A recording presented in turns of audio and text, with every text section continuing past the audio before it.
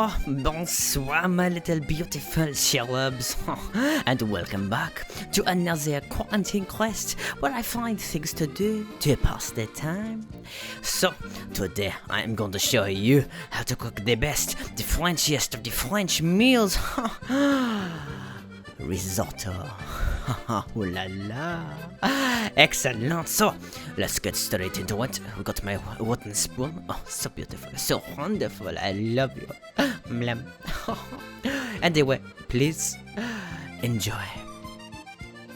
Time to make sure we have a proper equipment like our chopping board, very good for the choppy chops. And our wooden spoon, of course, can't leave home without it. What would I do? I don't know.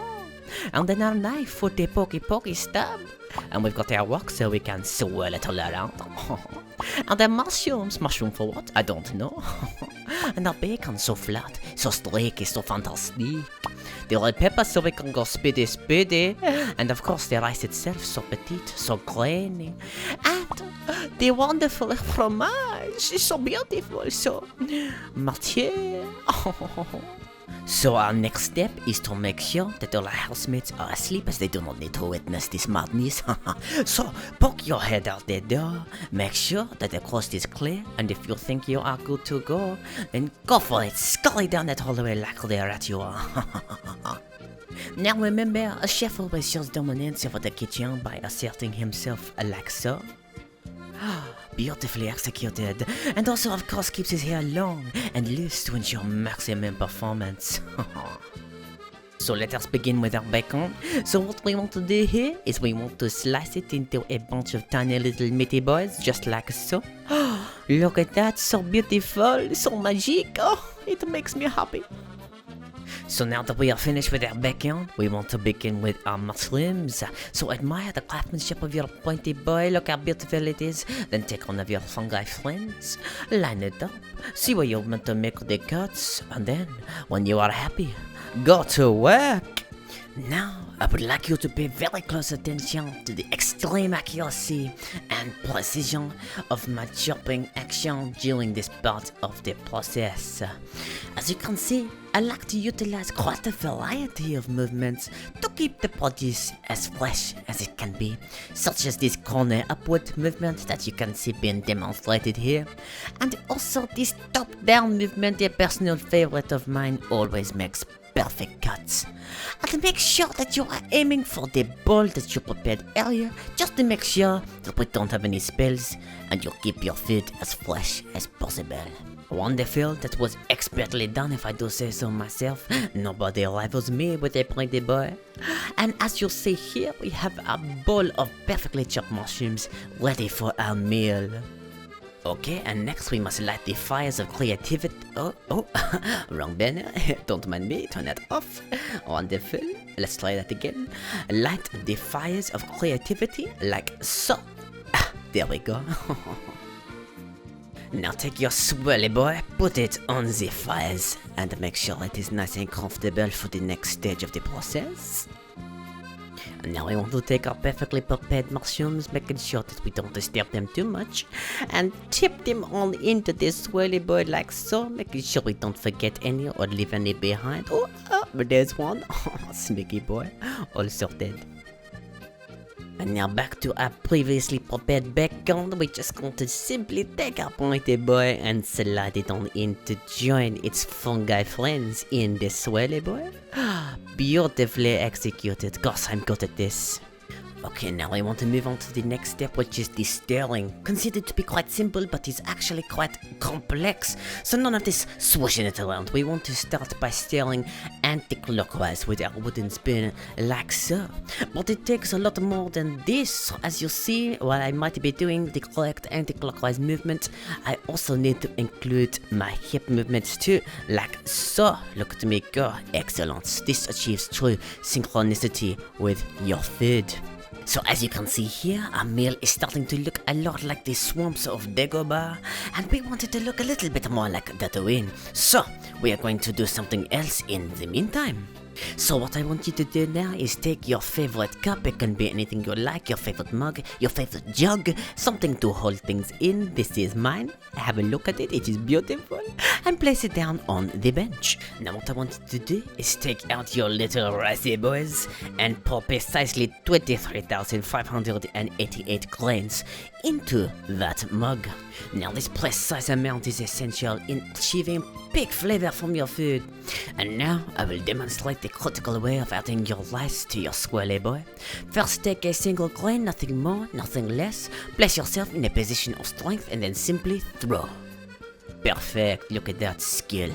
Now, this must be done for all 28,588 grains, as the gentle caress of air exponentially enhances the taste. And as you can see here, also the greater the position you put yourself in, the greater the taste of the final product. Oh, fantastic. And as you can see, I have landed every single one of my rice grains perfectly into my swirly boy. I am so good.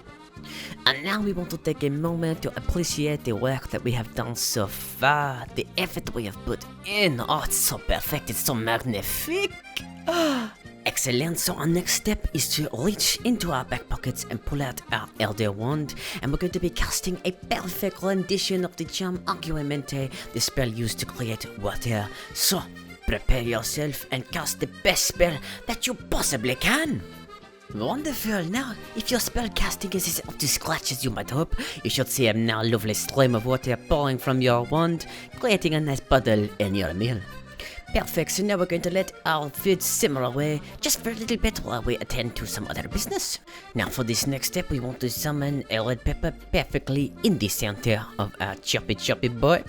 And what we want to do is then proceed to smack it with our wooden spoons until it splits perfectly down the center in half, like so. Excellent work everybody, that was perfectly executed, thumbs up to you. Now what we want to do is gently grab our red pepper and remove the devil's anus that is attached. And we want to do the same for the other side as well, gently pull it out and get rid of that nasty stuff. Now this next part depends on how good your wand work is, but basically wiggle it around in there until you start to see some results, like so. And then proceed on to the second half and continue the same movement. Excellent, look at that wonderful, exquisite wand work, I have never seen anything like it. And now we're going to take things down a notch and give our peppers a little bit of a massage to help them relax and split into smaller little pepper pieces. And then before we know it, there we go! Our speedy peppers are now split and ready to be placed into our swirly boy of deliciousness. And then once again, using our magic wand, we shall levitate our pepper up into the air. Look at it go, so magnificent.